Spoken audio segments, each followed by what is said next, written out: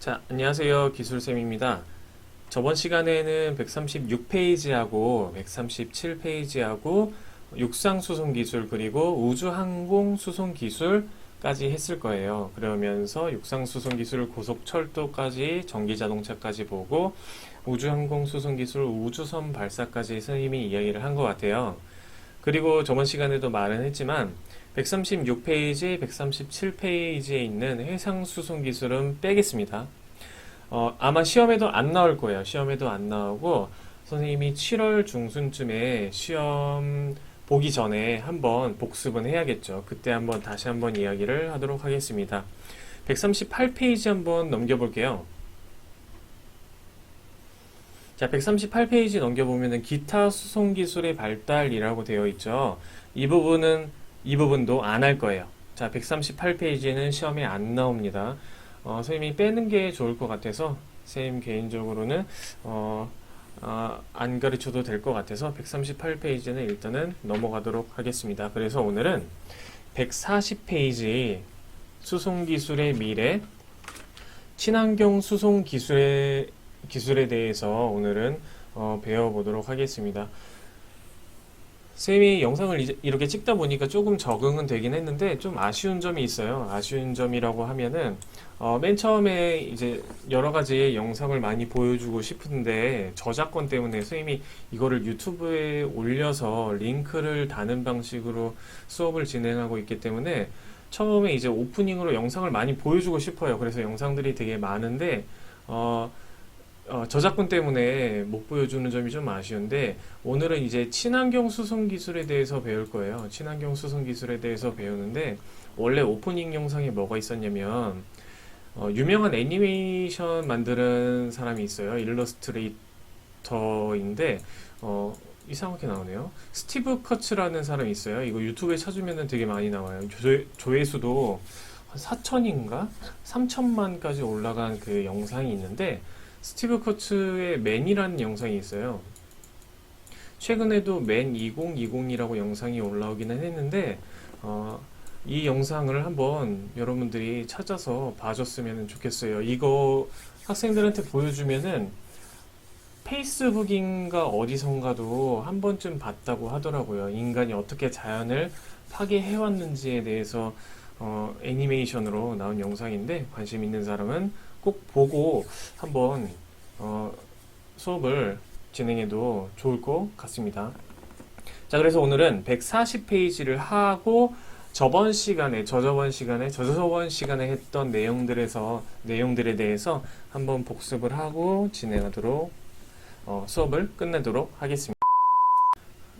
오랜만에 말하니까 또 조금 살짝 버벅이네요. 자, 일단은 교과서를 먼저 볼게요. 140페이지 한번 선생님이 읽어볼게요. 첫 번째, 친환경 수송 기술. 최근에는 에너지를 적게 쓰면서도 대기 오염 문제를 해결할 수 있는 친환경 자동차 수송 기술이 개발되고 있다. 대기 오염의 원인이 되는 화석연료의 사용을 줄이고 전기나 수소와 같은 친환경 에너지를 사용하는 자동차가 그 대안으로 떠오르고 있다라고 책에 나와 있습니다. 그러면서 밑에 보면은 하이브리드 자동차, 전기 자동차, 그 다음에 수소 연료 전지 자동차라고 나와 있을 거예요. 그래서 하나하나 한번 알아가 보도록 하겠습니다. 자, 친환경 수송 기술입니다. 자, 친환경이라는 말은 책에도 나와 있듯이 화석 연료를 적게 사용을 하는 거예요. 근본적으로 환경을 오염시키는 물질이 화석 연료를 태움으로써 연소시킴으로 인해서 나오는 오염 물질들 때문에 환경이 오염되겠죠, 주로. 그래서 화석연료의 사용을 줄이자는 거예요. 그런 줄이는 방법들에 대해서 지금 나와 있는데 하이브리드 자동차, 첫 번째 하이브리드 자동차가 뭐냐면은 하이브리드가 HYBRID라고 되어 있어요. 이게 무슨 뜻이냐면 생물 이런 데에서는 이제 잡종이라는 뜻인데 어떻게 이해하면 좋냐면 섞여 있다라고 생각하면 좋을 것 같아요. 뭐가 섞여 있느냐? 하이브리드 자동차는 이 내연기관, 우리가 보통 엔진이라고 하죠. 엔진이라고 하는 내연기관과 전동기를 동시에 장착을 하는 겁니다. 그래서 일반 자동차보다 유해가스 배출량을 줄이고 연비를 높인 친환경 자동차를 우리는 하이브리드 자동차라고 합니다. 우리가 이제 도로에서 보면은 혹은 길을 걷다 보면은 이렇게 뒤에 차 뒤에 에코라고 적혀 있고 물론 안 적혀 있는 차도 많아요. 에코라고 적혀 있고 이렇게 하이브리드라고 되어 있는 차 한 번쯤 봤을 거예요. 이 차는 소나타인데 뒤에 하이브리드라고 적혀 있죠. 자, 이런 차들을 바로 하이브리드 자동차라고 하는데 작동은 내연기관과 전동기, 모터라고 생각하면 될 것 같아요. 내연기관과 모터를 사용한다. 그러면 연료는 화석 연료도 사용하고 전기도 같이 사용하는 거예요. 같이 사용을 함으로 인해서 화석 연료의 사용량을 줄이고 연비를 높인 자동차입니다. 그게 바로 하이브리드 자동차라고 합니다. 이 원리는 간단하게만 설명을 하면은 이 아까 말한 엔진하고 모터가 같이 사용이 되는 거예요. 출발 시에는 엔진하고 전기 모터를 같이 사용을 하고 뭐 정속 주행 시에는 엔진만 사용하고 뭐 가속 시에는 같이 사용을 하고 감속할 때는 배터리를 충전을 하고 뭐 정차 시에는 엔진이 정지가 된다. 이렇게 나와 있죠. 이렇게 모터와 엔진을 효율적으로 사용을 할 때도 있고 안 할 때도 있는데 이렇게 번갈아 가면서 사용을 하면서 궁극적으로는 뭐냐면 이 화석 연료의 사용량을 줄이는 게 목적이에요. 화석 연료의 사용량을 줄이는 게 목적이다. 이런 것을 하이브리드 자동차라고 한다. 내연기관과 전동기를 동시에 사용한다. 자, 다음으로 넘어가도록 하겠습니다. 자, 그 다음은 두 번째는 전기 자동차입니다. 전기 자동차하고 하이브리드 자동차하고, 선생님, 하이브리드 자동차도 전기를 사용하는데 전기 자동차가 아닌가요? 라고 이제 말하는 학생도 있을 텐데, 이 전기 자동차는 하이브리드 자동차하고 다른 점이 뭐냐면, 전기만 사용을 합니다. 전기만 사용을 하는 자동차를 전기 자동차라고 합니다. 아까 봤듯이, 좀 전에 봤듯이 하이브리드는 엔진과 모터를 두 개를 동시에 사용한다고 한다면, 전기 자동차는 전기만 사용을 한다. 축전지에서 에너지를 공급받은 전동기만으로 작동하여 유해가스나 소음이 거의 없는, 뭐 없다고 봐도 무방하겠죠. 친환경 자동차라고 합니다. 이 축전지라고 하면은 이제 배터리라고 우리가 흔히 들어봤던 말로는 배터리라고 생각을 하면 됩니다. 배터리 그리고 전동기는 모터라고 생각을 하면 될 것 같아요. 그래서 전기 자동차 같은 경우에는 작동은 전동기로만 하고 연료도 전기만 필요하겠죠.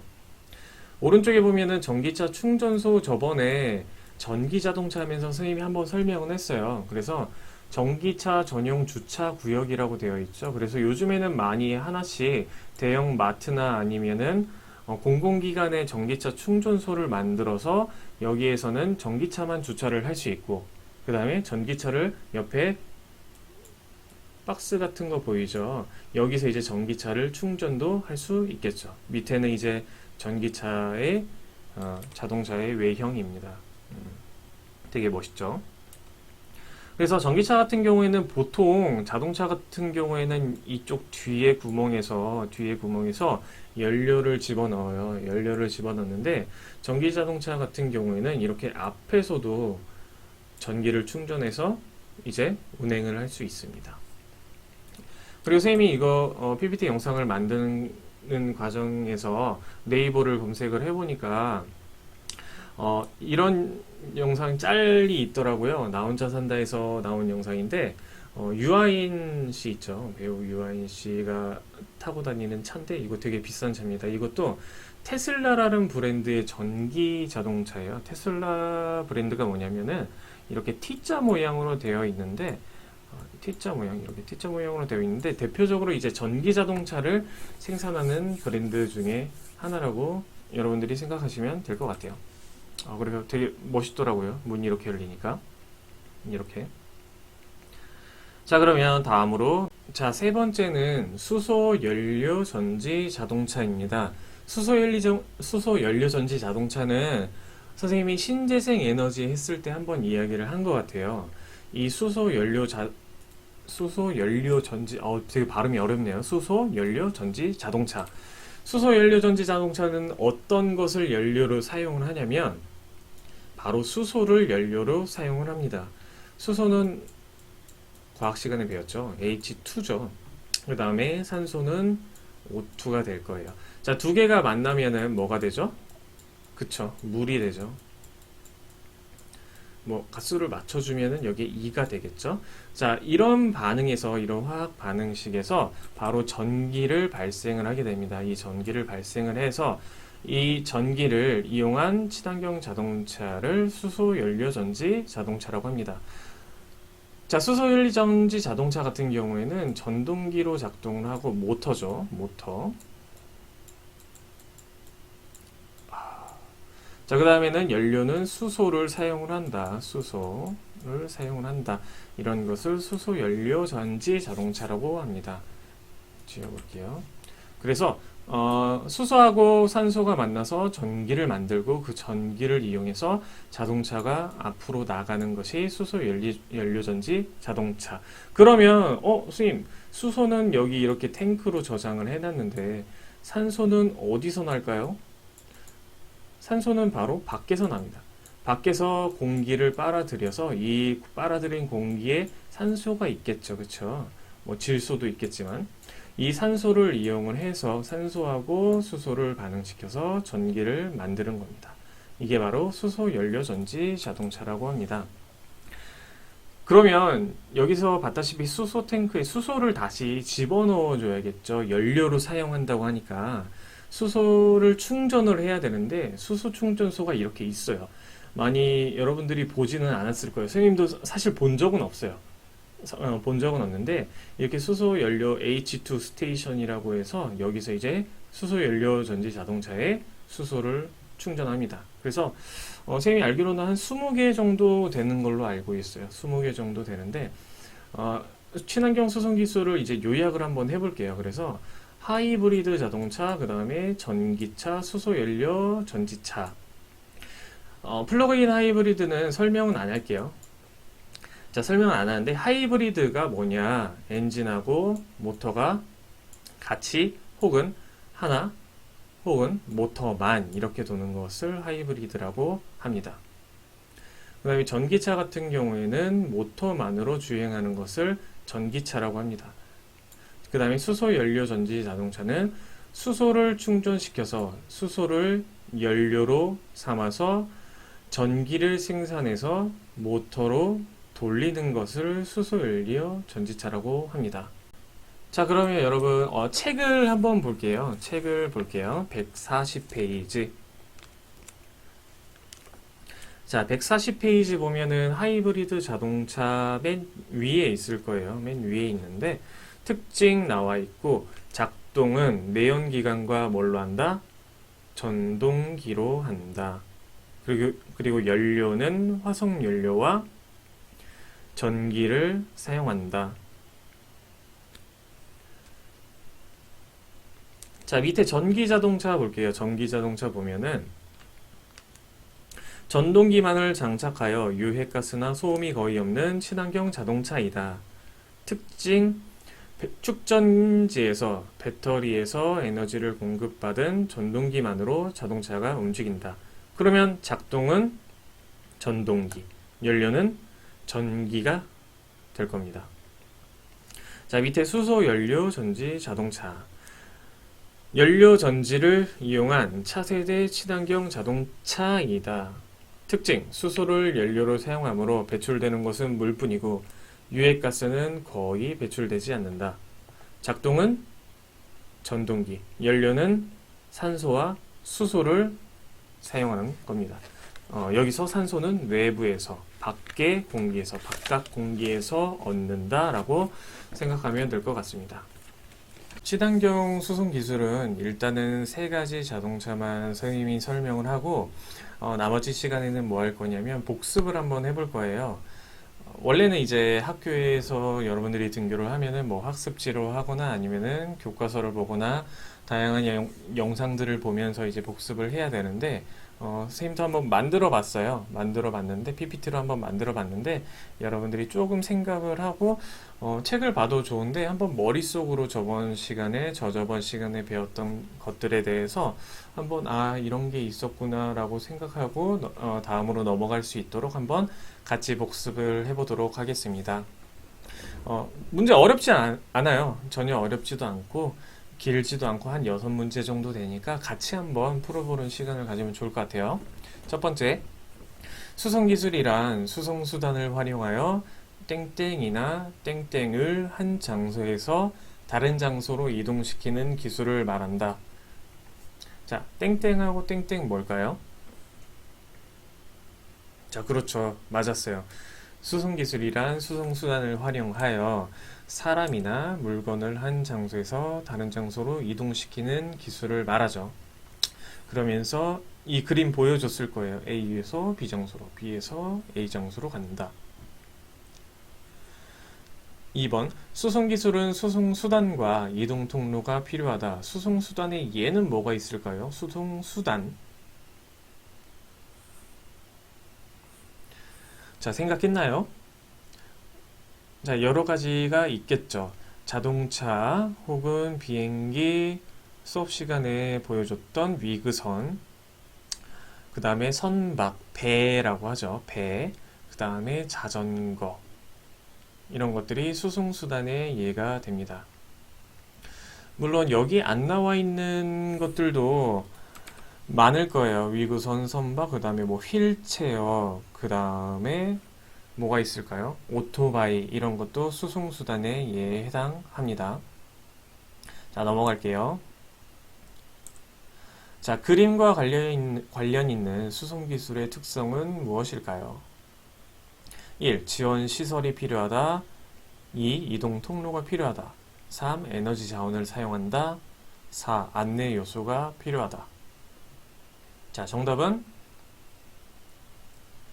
바로 4번이죠. 자, 안내 요소가 필요하다. 선생님이 수업 시간에 설명할 때 내비게이션이나 아니면은 남춘천역에 나와 있는 열차 시간표 혹은 이렇게 도로 표지판 같은 것들이 안내 요소라고 했었죠. 그래서 정답은 4번입니다. 그쵸? 쉽죠? 어렵진 않죠?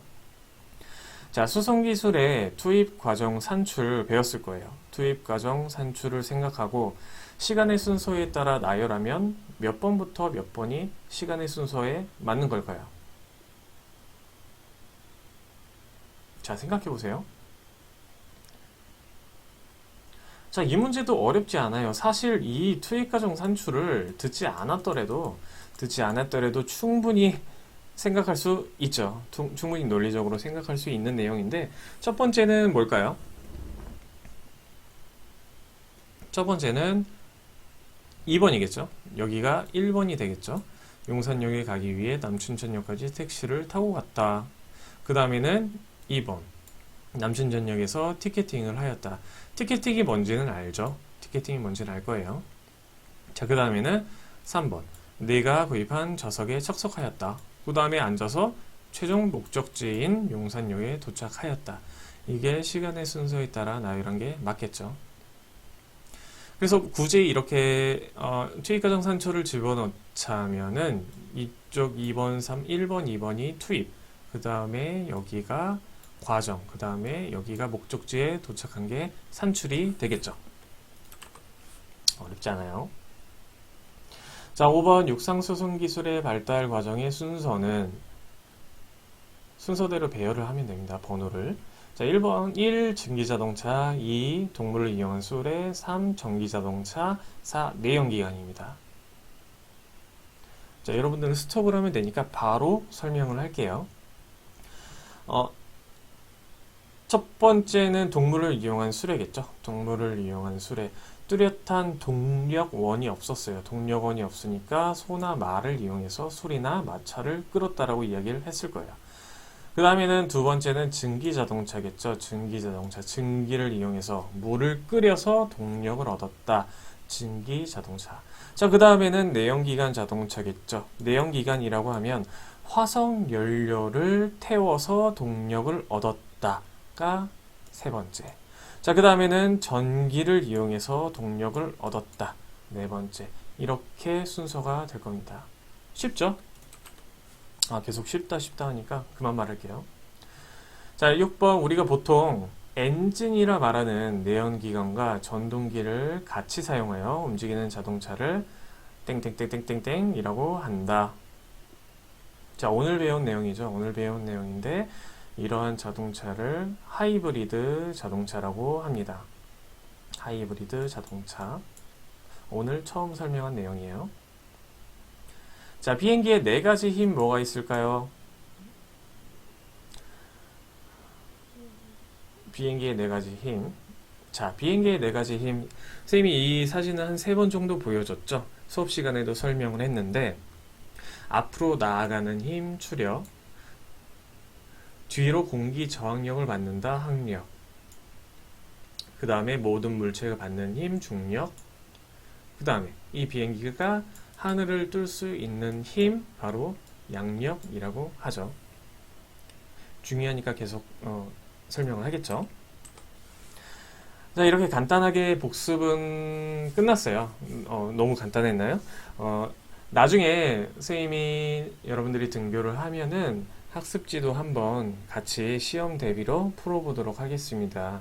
그리고 이번 주에는 조금 중요한 내용이 있는데, 목요일, 금요일에 1반부터 10반 학생들이 이제 수행평가를 볼 거예요. 수행평가를 보는데, 가사실, 기가실로 오시면 됩니다. 첫 번째는 기가실로 오면은, 되고, 두 번째는 이제 수행이 끝난 워킹 글라이더, 혹시 이런 학생들은 없을 거라고 생각을 하는데, 혹시 몰라서 이야기를 합니다. 워킹 글라이더는 날개에 선생님이 표시를 할 거예요. 표시를 할 거고, 다른 학생들에게 이제 워킹 글라이더를 빌려서 수행 평가를 할 경우에는 점수를 주지 않겠습니다. 그 다음에 원래는 이제 왕복을 할까, 여기다가 이제 빨간색 꽃가를 두고 체육관에서 이제 왕복을 하려고 했는데, 그 정도의 공간은 안 넣을 것 같아서 직선으로 편도로 주행을 하도록 하겠습니다. 직선으로 편도로 주행을 하도록 하겠습니다. 왕복은 아니기 때문에 아마 어떤 방식으로 이루어질지 한번 그림을 그려보면, 여기가 이제 가사실이에요. 가사실인데 이쪽으로 가운데를 선생님이 책상을 이렇게 양쪽으로 벌려놓고 이쪽 가운데 공간을 비워두겠습니다. 가운데 공간을 비워두고 선을 그어 놓을 거예요. 선을 그어두고 이쪽을 직선 편도 주행을 하면 됩니다. 아시겠죠? 구체적으로 여기에 폭이 어느 정도인지, 이 선을 나가면은 어떻게 되는지, 구체적인 평가 요소는 선생님이 목요일, 금요일 날 오면은 다시 한번 설명을 하도록 하겠습니다.